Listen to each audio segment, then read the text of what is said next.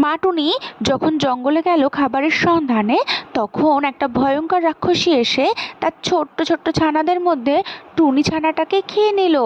আর তার বাকি ছানাদেরকে বলে গেল, আমি কাল আবার আসবো।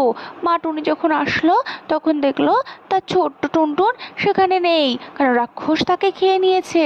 পরদিন রাক্ষসী আবার সেখানে এলো, কিন্তু সেই গাছে থাকা মৌমাছির চাক থেকে মৌমাছি তাদেরকে তাড়া করলো। পরদিন তারা আবার এলো টোনার বাচ্চাটাকে খেতে, কিন্তু তারা খেতে পারলো না, সেখান দিয়ে চলে গেল। টুনি যখন ঘুমাচ্ছিল আর তার বাচ্চারা যখন বসেছিল, তখন সেখানে রাক্ষসী এলো আর টুনি একটা ঢিল দিয়ে ওই রাক্ষসীটাকে মারতে গেল, কিন্তু রাক্ষসী সরে গেলে সেই ঢিল গিয়ে মৌচাকে পড়লো আর টুনিকে মৌমাছি তাড়া করলো। তোমরা যদি টুনিকে বাঁচাতে চাও তাহলে ভিডিওতে লাইক করো আর চ্যানেলটিকে সাবস্ক্রাইব করো।